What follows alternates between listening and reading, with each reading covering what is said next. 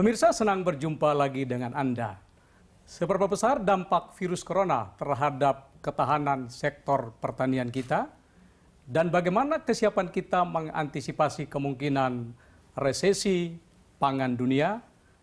Inilah Menteri Pertanian Syahrul Yassin Limpo dalam special interview bersama saya, Claudius Bukan.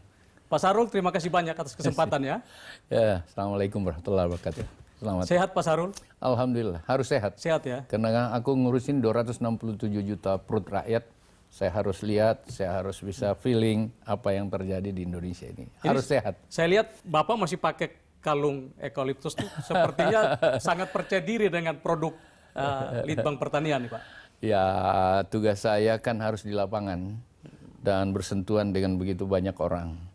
Ya, saya berharap pencegahan menjadi sangat penting untuk tidak terhimbas dengan virus itu. Ya, eukaliptus sesuatu yang diyakini oleh laboratorium kita. Lab saya lab terbesar, Bali Vet.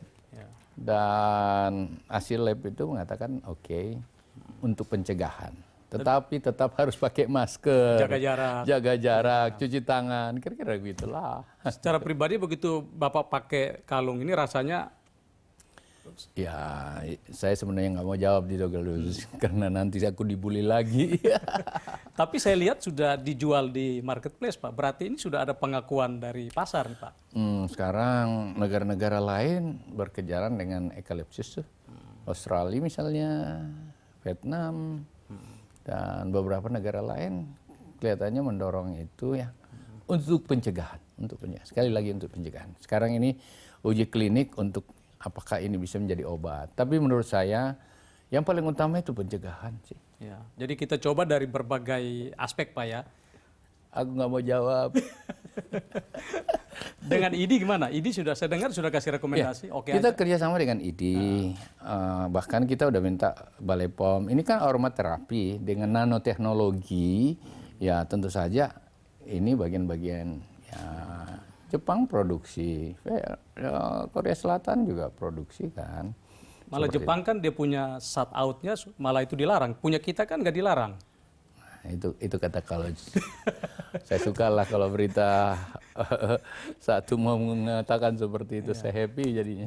Jadi tetap Bapak jalan terus, produksi direncanakan akan jalan terus Pak?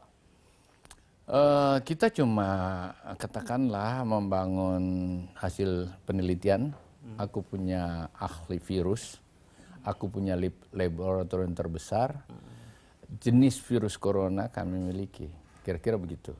Eukaliptus ya di semua daerah di Indonesia banyak banget, kira-kira gitulah pikirannya. Saya nggak mau jawab itulah, boleh. Ya penting kita lihat faktanya aja bahwa di marketplace kan sudah diperjualbelikan ya. Iya, kali begitu ya. Pak Syahrul, ini kalau kita lihat kondisi pertanian kita ya, kalau saya lihat data bulan April, nilai tukar petani itu versi BPS itu turun 1,73%. Sementara dilansir kemarin oleh BPS itu kembali naik ke 0,40%. Ini tanda-tanda bagus nih. Menurut Pak Syahrul, apa yang menyebabkan ini makin bagus pertanian? Di awal COVID-19 itu kan orang semua kaget ya. Kemudian terjadi stuck. Banyak daerah-daerah PSBB, locking wilayah terjadi. Bahkan transportasi begitu terbatas. Ke timur biasanya puluhan kapal, hanya hitungan jari kapal ke sana misalnya. Itu membuat katakanlah daya beli yang tidak terjadi. Dan pada proses itu kan pertanian ini jalan terus. Ada yang panen, ada yang dan lain-lain. Nah, pada awal-awal itu terjadi lock seperti itu, akhirnya ya katakanlah terjadi penurunan. Tetapi seperti biasa, ini dinamika pasar. Kan kalau harga itu akan terkait dengan supply and demand sebenarnya seperti itu. Dan perlahan-lahan ini kemudian PSBB tidak seketat yang kemarin di awal-awal, akhirnya transportasi mulai jalan, kemudian pasar tergrid lagi dengan baik dan perlahan-lahan tumbuh, dan sekarang ini justru standar HPP kita capai, bahkan melebihi apa yang standar APP kita. Itu beberapa tempat mungkin insidentil ya, tapi beberapa tempat tuh mengakui ada penurunan harga gabah ya, di bawah 5.000 Pak. Gabah memang sekitar 4.000 lebih, ya. Tetapi tidak semua, kan gini, Indonesia terlalu besar. Ada kasuistis misalnya, ada orang buang sayur, ada orang yang tiba-tiba ayam dilepas dan itu diviralkan. Ini modus-modus untuk membangun perhatian ke pertanian, dan saya sih sebagai menteri tetap peka aja, nganggap itu sinyal yang harus saya sikapi. Tetapi kalau ada yang turun dari HPP, di mana tempatnya, di desa apa, kecamatan apa, kabupaten apa, saya langsung turun. Biasanya tim saya langsung ada di lapangan, 2 kali 24 jam sudah ada jawaban kita, dan selama ini alhamdulillah bisa tertangani sesuai dengan konsep dan perencanaan yang ada. Kerjasama kementerian di bawah Presiden selalu diutamakan. Gini, Kementerian Pertanian itu fokus utamanya adalah produktivitas. Sementara supply and demand dan pasar ada di kementerian lain. Tetapi kita kan kerjasama harus bisa sama-sama. Bahkan kalau ada daerah-daerah defisit, ya ini harus distribusinya harus diperkuat. Pendekatan ke pasar dari konsumsi dan komoditas yang kita miliki, itu yang saya lakukan. Dan Bapak lihat, Ramadan tidak bersoal karena ini peak season bagi kebutuhan pangan kita. Idul Fitri juga seperti itu. Kemarin Idul Adha, alhamdulillah kita bisa, tentu ada dinamika naik turun, tetapi tetap dalam koridor yang kita rencanakan gitu. Nah, stok pangan kita bagaimana sampai akhir tahun, Pak? Di Kementerian Pertanian itu ada 2 program utama ketahanan pangan. Ada musim tanam 1, menghadapi musim tanam 1, biasanya tercarry over dari 2019, mulai dari September, Oktober, Desember, kemudian kita akan panen di Januari, Februari, dan itu tercarry over. Kemudian masuk pada musim tanam 1. Musim tanam 1, alhamdulillah kita memiliki kurang lebih 29 juta ton yang ada, dan itu setara gabah giling-giling, dan itu setara dengan kurang lebih 16 juta ton. Sementara kebutuhan makan kita kan kurang lebih 15 juta ton, dan dari carry over yang ada di kurang lebih 5-6 juta, kita masih punya 6-5-7 juta. Ini data BPS loh, bukan data Mentan. Kementan bahkan ya kita katakanlah data BPS itu mengatakan 7 ton kepala judi itu. Berarti cukup.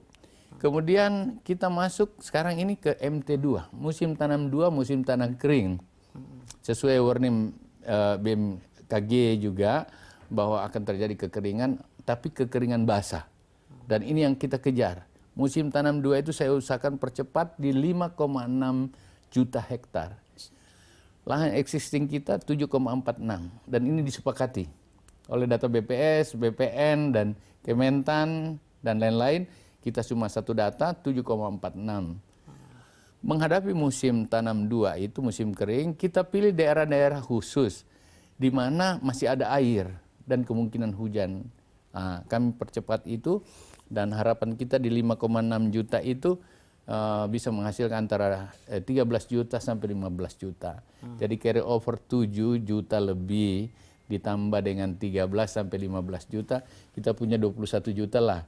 Dari Juni ke Desember kita makan kurang lebih 15 sampai 16 juta. Berarti surplus tujuan ya, 7 juta lebih ya. Kalau Allah menghendaki dan Allah memberikan rahmat pada kita, tidak ada hama yang berlebihan, tidak ada fuso dari banjir yang berlebihan, maka kita percaya diri, kita overstock kita cukuplah masuk sana. Katakanlah sampai 2 juta ton, 1 juta sampai 2 juta ton, kita berharap seperti itu. Jadi nggak perlu impor lagi ya, begitu ya sisa ya.